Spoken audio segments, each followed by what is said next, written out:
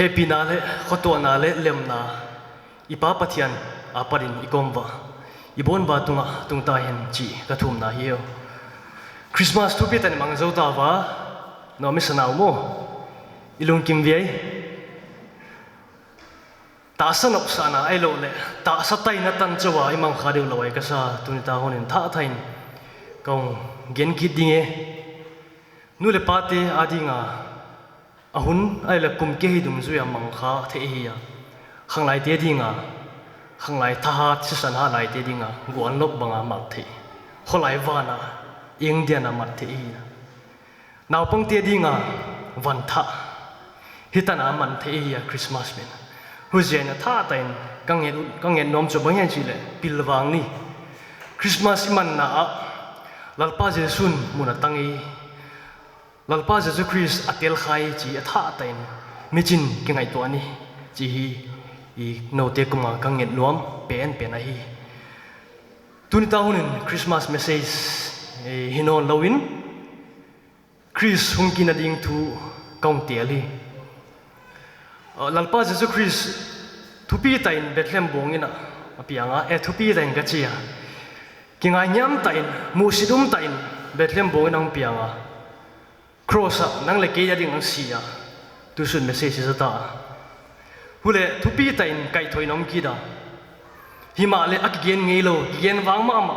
jesu Christ hungkin ading thu hi tunita hung soi ding kai hamtena ni masani Ulalpa kapathianu ko te hong siam tu bangkima kabangkimu lalpa tunita honing hovel setan lalgam setan thunai na noya kabuai lain pa bible ko tuam te bang malo te pai ko te nong ida kingai na ta to hom thia kai le kangai tio to kaloi le gol tio to nu le pa to Christmas jang hom thia na man ko isen ko ma ki pa thu kong genoi tunita hun pai ngalo pina na thupina tha atain hung sulangin lan michin ho pilan Christmas tung tonin alul dan thei chang thil tha atain naman umal soma naga hung pia hung tang sa rin ko ma kaung yen hi pai tunita hun pa ke naswa halo ta bangmalo theina bang makanei si pa hi zong le ka ki sa dan o pa ka thei kham kham namin zala pa din piding kay naman pan piding na kumakaw ngenay nervous na setan suboy thina thom hitain opa imutswa thina hitain opa suboy thei teng teng lai naman pan pin na khuda kong ki kol sawa na khuda kong ki kem saw kamang puin chin hi teng teng solom tantu lalpaw Jesus Christ min na kumakaw ngenay amen Christmas ma dewin ka class ba kaloi hoi ma khat kau pi kha 24 ni time lekha siamam aya John tutong Christmas bang kinepi na nei ka chi lama ni chinang chia tutong Christmas a kine pi ka kinepi chu hi chia kayong siam tu pa ai lo le kayong thei chiang ma pa kenzong ama ka thei chiang uda hule thei chiang sim het chiang sim som kai ang chi hin kalung sima khoi ma mia hujen tun than tha tain ego tom te nulpa te la koi na bonum lalpa Jesus Christ ang siam tu pa eyung thei chiang pa isam jang khat tara thei pa isam za thei pa ibang dum thei pa ama ang thei chiang ma en ama thei chiang som lei chi hi de sana lian ta hong la ni nge I topic valunin Chris sung ki na di nga ya saulo di ka topic Chris hungkin ading kang kising sana atang pin hi a material chidema article hoi kang kai khom na pu Reverend BH Thanglen kham ama le khabugel Jesu hungkin ading chia para kang la do hi ama umnon si ta jong le ama kuma ki pa thu ka ge hinte ama azalen tam ta ka thei bia Sunday school dong senior student tian a thei ding ba lalpa Jesu Christ hungkin ading tung tang hi tuni tamlowa gending kai masa pending lalpa Jesus Christ hungkin ngai hi ai nakidong nge vi ai ahung kit poi mo ai lo bang bol jam kit di hungkin lo asong thei lo mo chi na ngai to ngai di ve mo hung kin ngai hi mo aziao ma hi hung kin ngai chok ilo ong kin ngai te hule ong kit poimo hi sauloin ya dan thum yen di ama sa pending in point khanna lalpa jesu christ hung kin ading hi akisoi tamma ma azia hung kit poimo hi mo point khanna akisoi tamma ma azia enile tun tha anang ai di vole pian tha na thu poimo ma ya mo ko ve akisoi kha hin kisi ding thu som ni ve akisoi kha hin baptisma tan ding thu som sagi ve akisoi kha hin ko tuam thu ai le za le som ve kisoi kha hin himale lalpa jesu christ hung kin ading zathum le som le gyat ve kisoi kha ve thun tha chu zathum le som le gyat ve kisoi kha tamma ma hule thun luya yan le sang le zanga le som ni le sagi ve kisoi kha thun tha to thun lui ki gom le sang le zagyat le som le nga ve kisoi kha china ve lalpa jesu christ hung kin ading apian cross asi hudam na baptisma ko tuam thupi jiang zong lalpa jesu christ hung kin ading zong lengam milniam kum sang lalgam ong establish di ang tun ding zong hi thupi ma hi chi tha ten ko tuam tian thei le huading kising salai kang chial unna kang tal hi ani nai lun ban gen zon lai leng kum jesum piang ding zon le mika hitain isaya te tale kum zabi 700 zagyat le zasagi bc lai velin ana gen ta ba atang tung ngei mo kum zasagi zoin jesum piang ngi thamlowa daniel babylon gama saltang aum lai kumpi nebuchadnezzar mangi so aleda adi ma alu sana aliang silver agil tomal bronze abana iron kinglam di talwain banghe chile danielin pathiana pat mang le thena pia pen di talwain tulai tu khanga historian tian et chang a hi accurate sing jiang talwain di talwain hi ging ta thailo mo pathian thu pe na ma dan tang tum pen ma muan tai dan mo kinga tamai dan tula historian ten ging talo ve bangje chi jiang talo adi lo hi lo jiang sing pom ngam lo pom thailo mo di pen mai chenga nebuchadnezzar babylon kumpi bana ang pai medo persia bana greece te alexander great te ang paya bana rome ang paya adi ma jen tula historian ten pom thailo izo huchia di ahi le jesu christ hung piang kin adi ahung kin ading sang le zagyat le som li le nga ve ki gen kha ki sulang kha chu bang ni ang tung lo ri mo hung tung te ding ni khan ni hudi na ki sing sai kingai to ani poi ni na lalpa jesu na to ding avat na lai jain achi ai mo na adi ma mi pathian thu lalpa jesu office ana to ding mun thum bible siam ten soi khia ba lalpa jesu na to ding mun thum te office mun thum te ba ngai chi le ama sa pena zon nei ani na siam pu le thum na kumpi akichia zon le ahi na dola jesu bang bolai leitunga len line silma te bola keng bai te sudamin mit to te suwain pha te sudamin tuite zu swa wain swa sai tuitunga pain silma tama bol zon bungsom ni jangsom nel kya naw yen le hite abol na sana kichia nangun lalpa jesu christ lal pathian hi pathian ta hi naging tatwa chi naging tat je hut damai thi na dingen ki gya la hi kistoba lalpa jesu christ zona hi na dola hi te bol cheng silma te bol cha bang je chi le mi pi ten hi pa hi zon lai hung ding pa zon lai hung pai ding pa hi chi na thei ba hin khada chi do ayu zon bungup chang som lali na hi chi na chi ya huin jesus silma bola mun mi huin mi pi ten ta za din hi pa chu khovela zon lai hung ding pa a hi ngei mei a chi wi Jesun zon lai min tang ta kahi chi si dong ana tang ta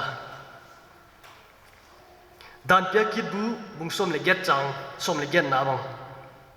pathian moshi kuma hi na gena au nau te la pat nang ma bang zon nei moshi bang zon nei khat ka tung do ding hi ka tung do sa dinga ana chia Jesu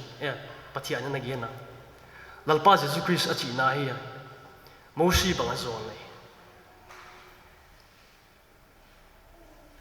tuin zong Muslim tian lalpa Jesu Christ pathian ging ta hi lo pom si le zong mo ging ta mai thei de mo pom si le zong lalpa Jesu hi zon nei thupi ta ngai mo Jesu ko ye chi tong le chmao chu zon nei thupi ta in ka ngai yo chi de yu weza lalpa Jesu Christ zon nei office hi zawai aban en suni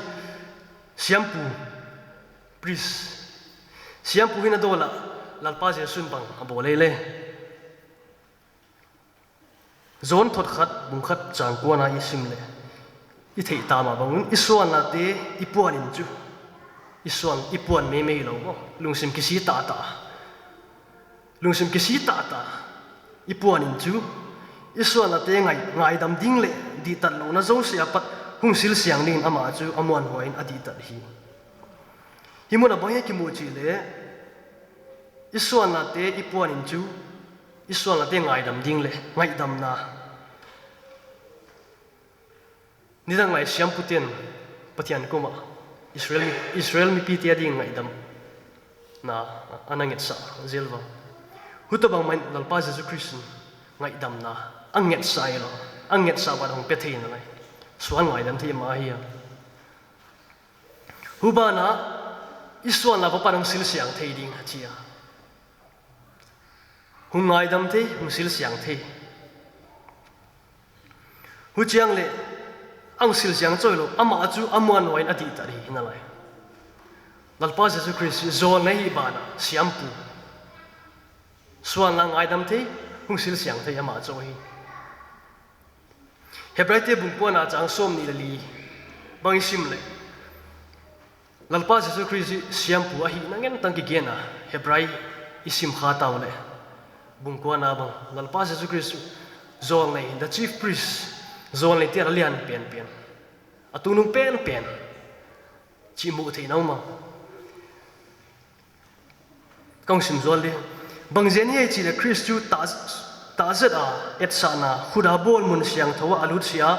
tuin pathian ma iluang wa kilang ding in van nge alut zata hi achi himuna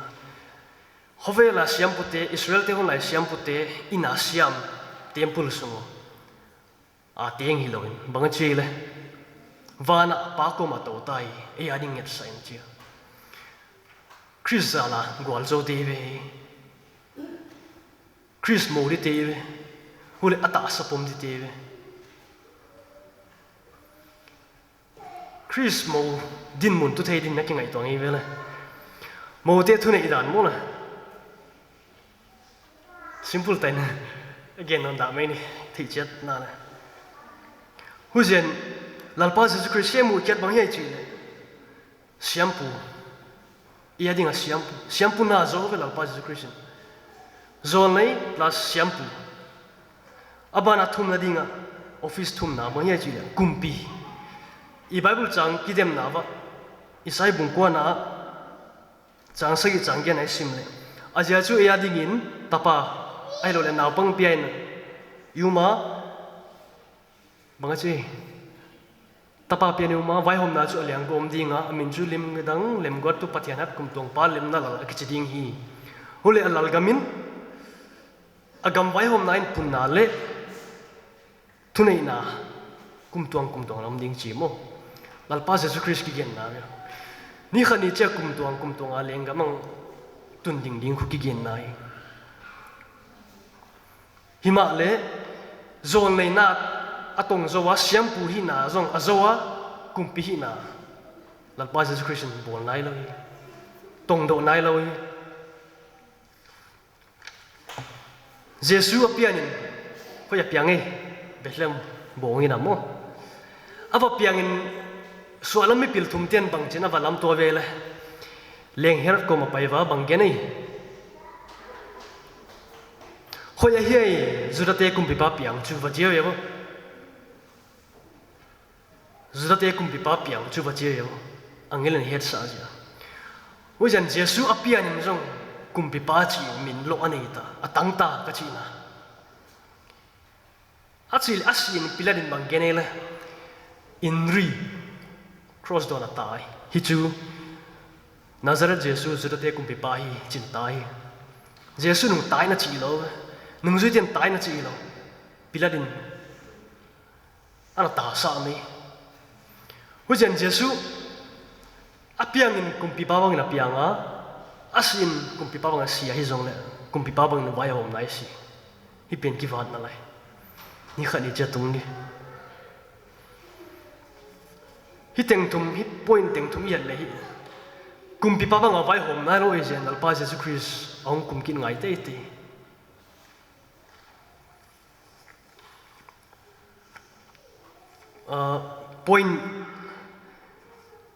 point adan thum na in ki tani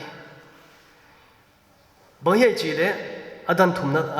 ging tu te hudam na bukim tan ding om na lai jen chin la ya himuna pathian thua yat le ipiang piang tha ten hudam na dan thumi tang wa mo next experience khatari ve ma bible changin jong gena amasa siam tan sana lalpa Jesus Christ pom cheng siam tang sa kia ginna zala siam tang ta lo te siam tan sa um hi ya ani na su siang thona atum na su lo pina akhan na enni siam tan sa na khoy ai mu ele siam tan sa na koin siam tang sa ele rom te bung thum chang som ilia isim le Chris Jesua tatna zalin a he pina in athona siam tang sa in aumu Chrisa tatna zalin mona hu tatna bangjung ki pan a he pina zala pathian he pina zala alung siana lalpa Jesus Christ tung tona tatna zala hungum sonin e adinga siam tan na swai pen aging ta teriga siam tan na swai hule rom te bunga changkhan na ginna zala siam tang sa umin pathian to kilemini mu hi ona ang siam tang sa ko yele lalpa Jesus Christ na zale gintu te hutam na dan khat na himun adan ni na su siang thona rom te bungup chang som le ko na sapum te u gilo na swadinga nana pia bangun tuin piang tha nai tawle mo na sapum yang teu sian thona ding in di tan na koma swading in piau na chi ai na sian thona hi kitangawe su siang thona kitangawe thunei na kinewe gintu ten piang tha ten piang thai nan swal na bol na swal khale nanga mi swal ka hi lo le swal ka hi chi nang ki conviction na nei lo le mo na pian thana iket tha ngai di su sian thona gintu ten sian thona hi itan thei lalpa Jesus Christ siang thorian ko banga hi e thu nei na um thi e thu nei no no yom mai chi tha dan thei le de ka sa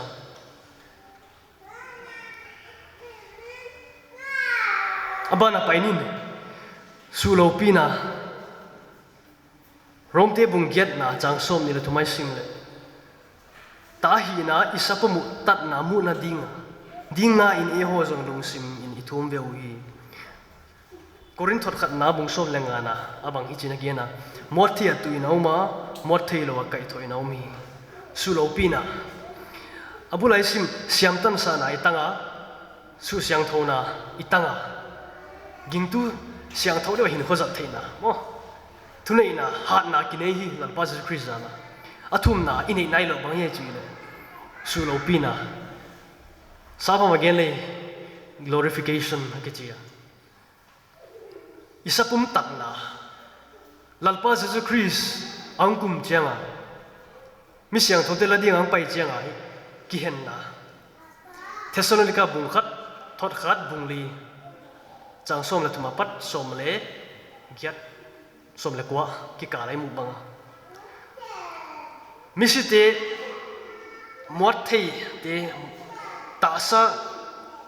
mot thei lo ta sa hen lim da nam ding a ki chi pe ni lalpa Jesus Christ hum pai chiang a tung de hu ba nei adam lai te amau zo cheng lai num ni ki chi a hi pe ni ki tang nai lo yi hu zen hi te boling ko hi lalpa Jesus Christ hu zen lalpa Jesus Christ a boling tam tam na lai chi tha dan thei le hu zia a hum pai kit poi mo hi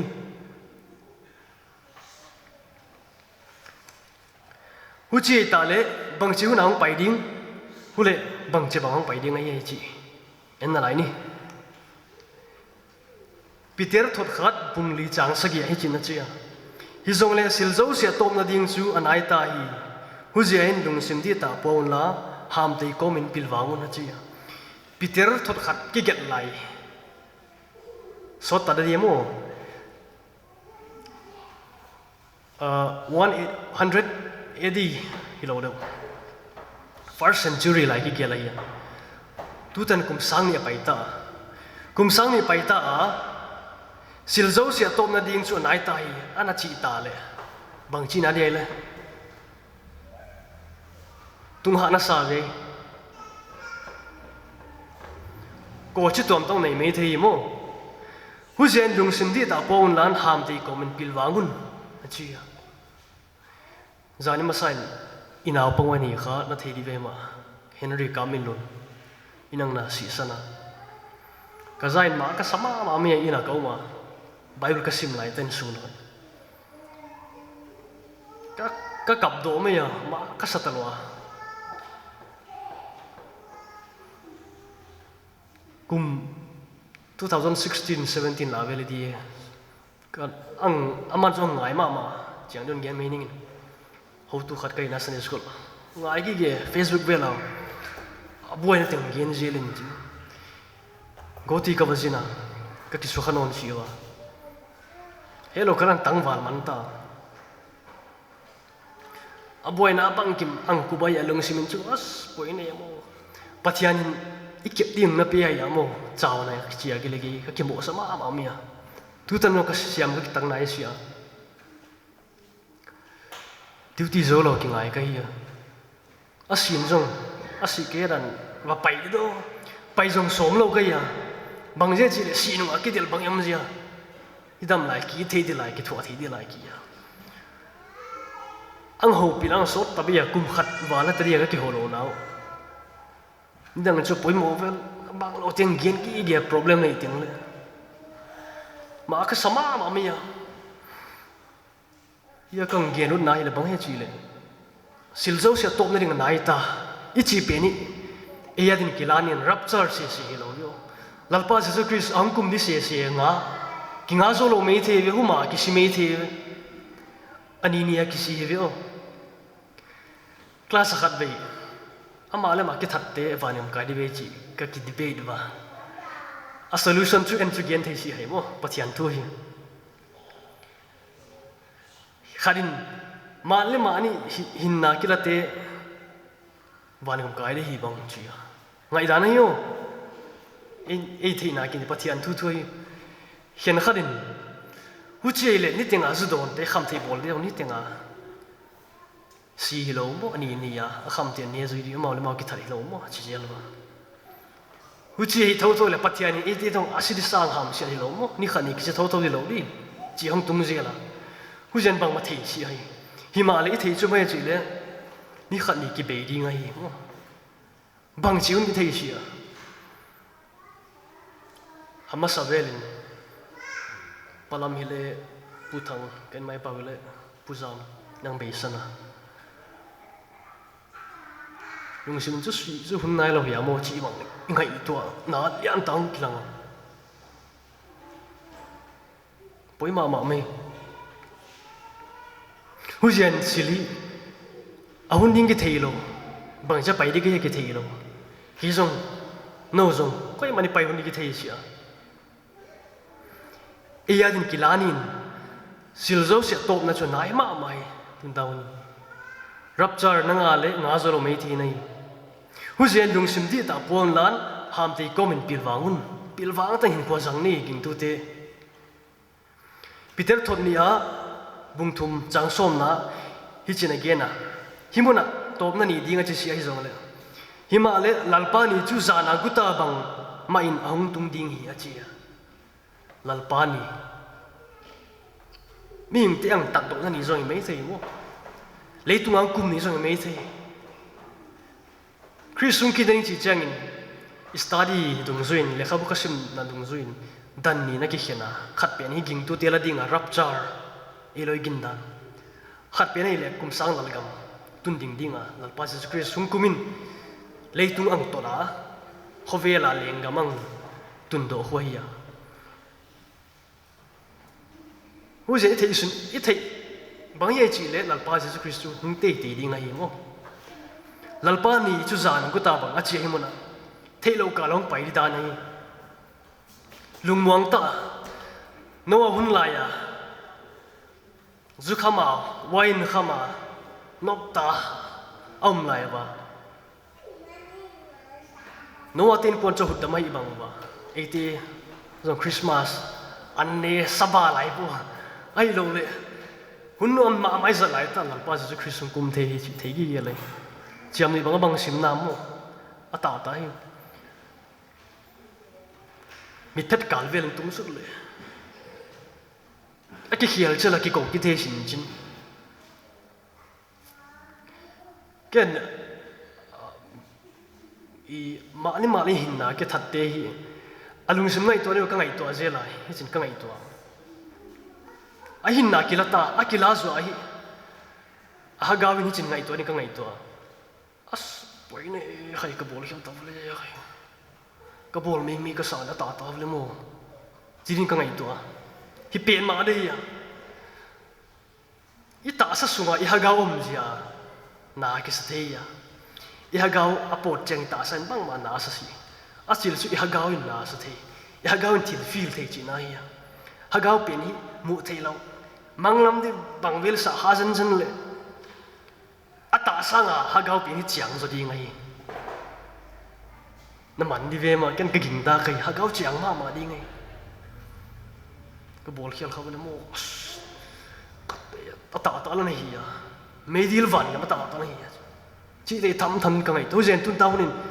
I hun ni ki thei si lalpa Jesus Christ kum ding ki thei si ki ging sai num ni rom te bung som le thum na tun ta Peter le rom te hi kang tial khiat na dia khon bang je chi le Peter lalpa Jesus Christ nung zui gi numai ya rom te gyal to pa Paul la mi thu pi ma khari ki ra rom te bung som le thum na chang som le khara pat som le li na ki kala bang ge nei ji hu chiang le zong iging ta chi lai sanga tu ai hut dam na anai zo ta zia in tu in chu imu khan lo ahun ma ta hi chi hunum dan ne e u hi zana be de ta khwa wa ding ai ta hu jian me la sil bol te pain wa thom ki thuam ding u hi himuna tu in chu imut khan lo hunai ta chiang ging tu te hi roma ging tu te polin imu ana nga ya etizong Christian te bangza imu di vele patian lalpa Jesus Christ kum din ngai sa phalo hovel paidan ya mo ti su khadi ve mai hin khoi lo la thil hovel na poi tai mo chi bang igen se zat na ba mo lung sim chin tan ngai to le Rome a Christian te polin imu na ngai na ta so ud na supi ching ding in bang ma ki bol siun ta so na supi ching nu pakal si na hil loi hovel na ngai sang ma nunga ten one direction I thei chia do mo la ala khat ka ngai kha bang ala thu ala ho chu ngai no mi zong la thu hui ngai chiang I ikilung sen ai tunga pan zo hian zo sin te chi ba ma even the gods above could not separate us hi khat hi te hi ingai khazen zen ne pathian min sabam blasphemy e ham bang chi pathian mua ha soi sian na pathian min soi sian nai ta hi hoi dan sui det det lai mo bible tu hu bible zil te ar choi lo yo christian ting ar naw bang te ri jong bible sin te ta na wa ilang ai teu ang chom te mo imurung chom te hagaung chom te khu ngai to veng veng lo chun to blackpink na chiu korea tivel adia khola khangai pi te bts na chiu mo cái chú cái ngài khác gì vậy? Cái ngài không ăn đâu. Em veng veng lâu chân hay điểm. Anh cái bạn nào hay lâu nè. Bằng nghe asu là đủ em veng veng lâu chân mình lắm cái này chứ. Bắt hiện lâu pin asu lắm cái lâu. Korea ichi vel bang. Sap te bang satanic ichi ta mo. Satanic amun piu Korea mo ve. South Korea mo ve. Hujan milim du dalo, video du dalo, thawai. Hungki panat tam na pen South Korea, North Korea, Korea te ya. Thupi mam. Kong kian sa khoi lam. Hujan va tho men ki thom ni ging tu te serious ma ngai pilwang ni. Hovel dan lo. Bible dan bai ki tani. Peter thot khat na kadai ma na ya khu. Top di ngay tao, Peter thor khan na bung khat chang sagi na hichin again na nagin nau et hia nau chu sana meya et hia a hi nuwa zong mang thang zel sana lul mang thang zel sanga lul zo Chris Jesu hungkilani chenga patoi na le za bol na le lopi na a mua om the na dingin achi ai mona nagin nau bang chitina de ikin na bang chituina de ki lep zel mo tum zel do zel sana me ya ki hal changin sana hoi ta ko pai so ka silo nagin nau cha te zi le a pai so de na det nai